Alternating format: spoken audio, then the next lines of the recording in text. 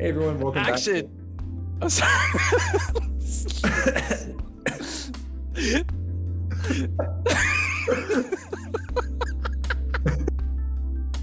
Sorry. Okay, everyone, welcome back to Thursday Thoughts. Our guest today is Russ. You have probably experienced Russ leading worship or something like that. Stop! So we're here to get to know Russ today. I'm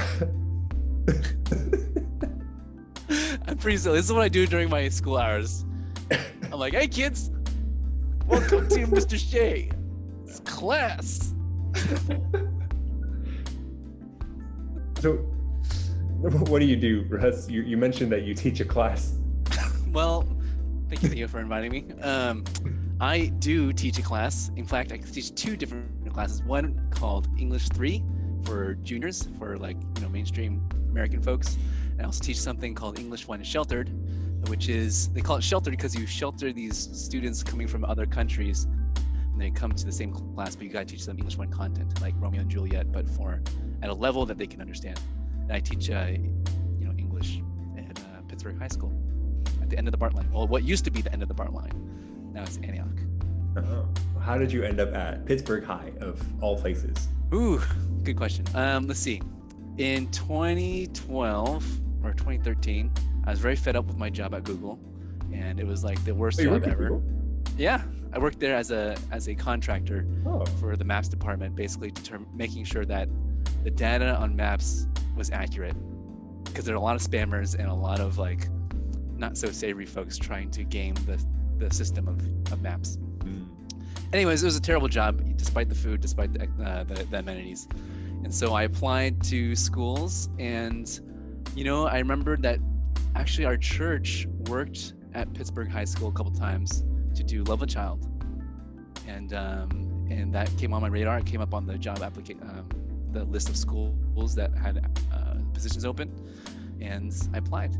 And I've been there. I took a 2-year hiatus in Los Angeles, but then came back and have taught there for almost 7 or 8 years. Oh, I didn't know that the Los Angeles part of your timeline was in the middle of Pittsburgh High. Yeah. It was. I did 2 years at Pittsburgh High, and I said, I think I'm going to get an extra degree in education, and I did, and came back in 2016. I've been there ever since. Nice. Yeah. Which class do you prefer teaching? Like the English 1 Shelter or English 3? Great. Yeah, I love teaching the shelter class. I love teaching anything with international students because I don't know, they are much more thirsty to learn. They have a lot of missing. They might have gaps in their education. They might not have the same rudimentary skills such as writing, note taking, just school skills, but they are much more have a stronger drive, and that's always enjoyable to teach. And also, they have a lot of great stories. I'm sorry, not necessarily great, might not be the word. They have a lot of rich, deep, and real stories. A lot of them heart-wrenching, and it's an honor always to kind of read them in their writings, and also for them to share with me. And I don't know, it's a very special class, and it's a very warm class. When I came back in 2016, the English language learner students were the ones that we kind of took to each other better. We had to build better relationships, and so every year they would celebrate my birthday and give me neon cake and tell me that I'm old, which is great. Why neon?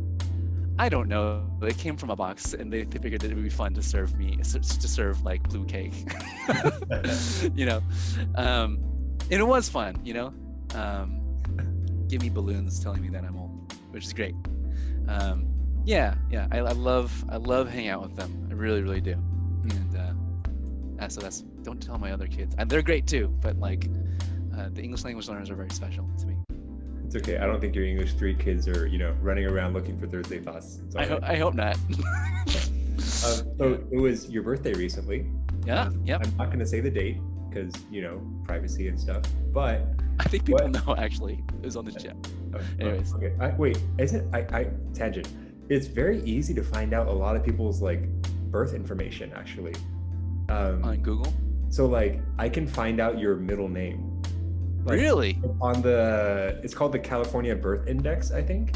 Really? I forget what data I need to put in, but it will tell me like where you were born, your full name, including middle name and like stuff like that. Wow. Yeah. That's Anyways, not good. So back to the it's not good. But back to the question. What was your favorite birthday of all however many years of your life? Favorite birthday? Oh man.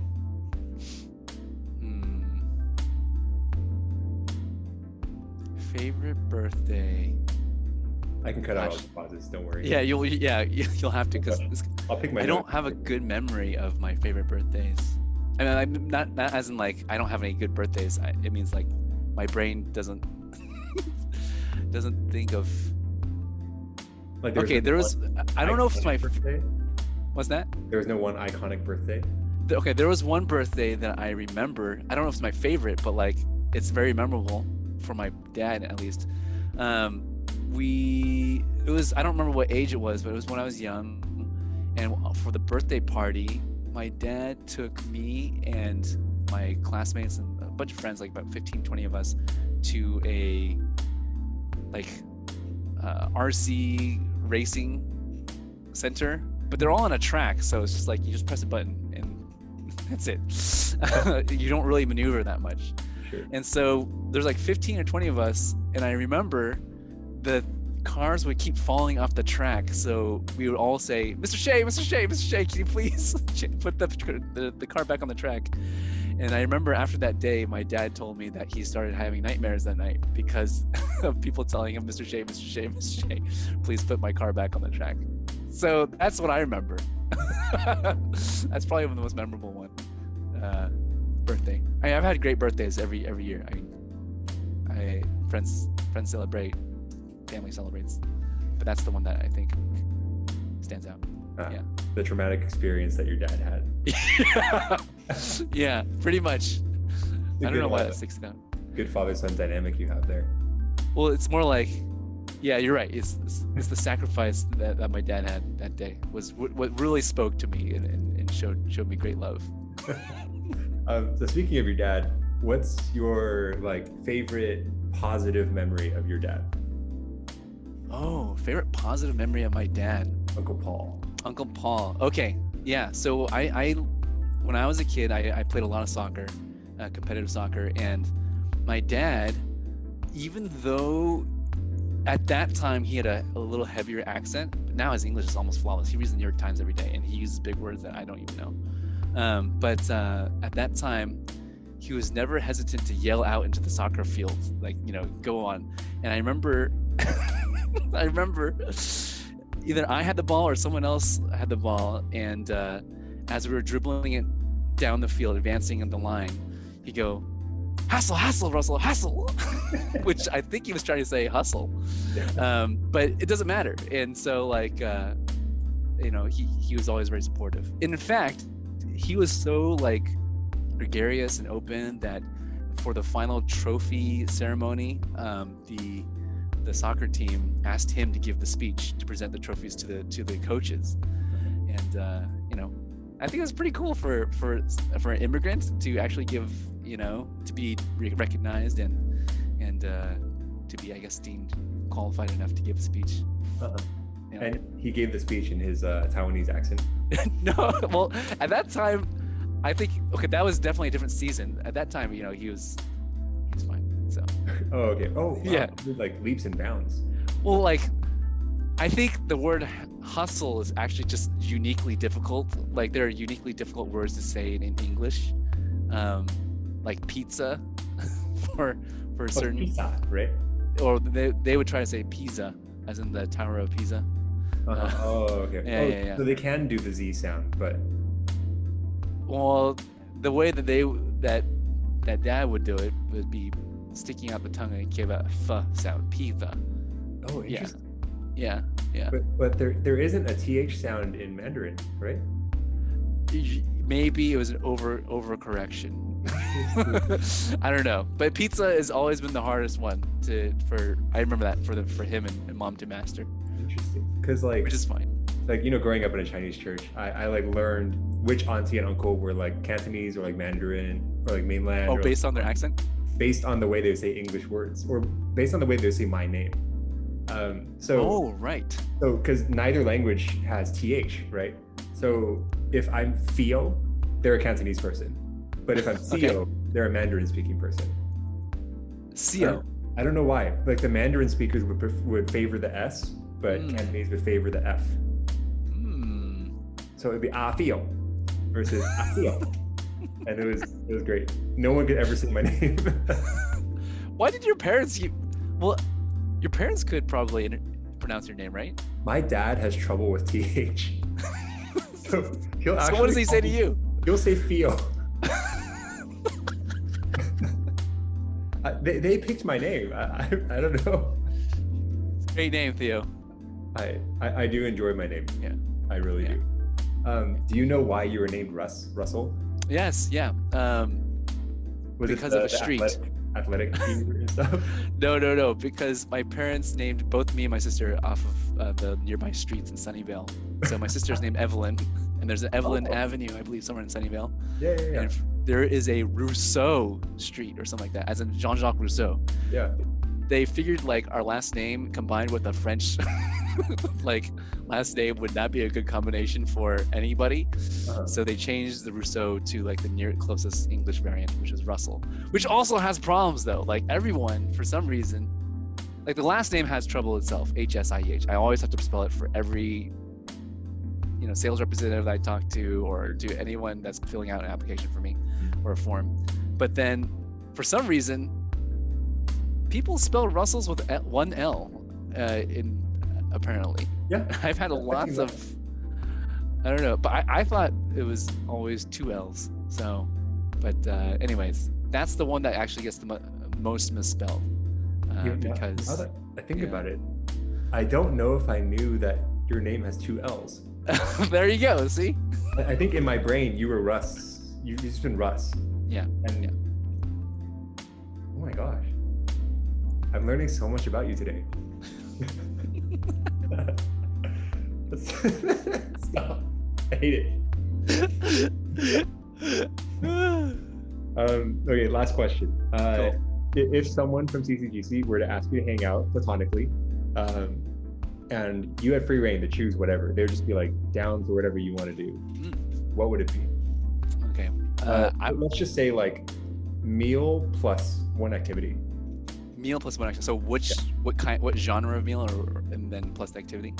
Sure, and that's just to like limit it to 2 or 3 hours. Like, okay. You're not planning like a whole day date, you know. Okay, got it. Well, I really like eating. Okay, so I really like Middle Eastern, Central Asian food, and that's part of my background of being Peace Corps for a couple of years in Turkmenistan, and I really like that food. So I would take them to Chopan Kabob, which I've taken to you before, Theo, and then show them like what the better kebabs are there, and then I either to get to know a person, I take them to half-price books and we just peruse the shelves there and see what books they take to, and we can talk about them if hopefully there'll be a mutual book, or just go hiking and see nature and enjoy conversation. What would you say if the person just had no interest in the books?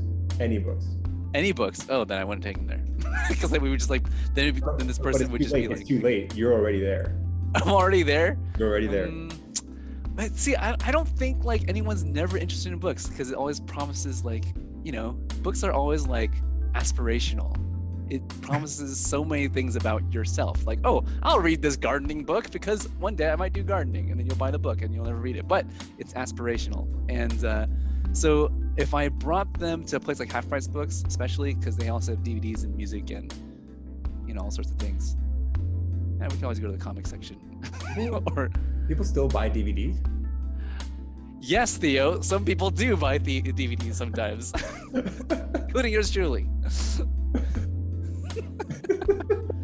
The circular things that spin and then it like provides data for your screen. Yes, those things were I have not owned something that can receive a CD in many years. My Honda 2004 can still receive a CD, and I still use it and play the same CD for the past year. That's good. Nice. Nice. Okay, thanks, Russ, for cool. chatting. Hey, thanks.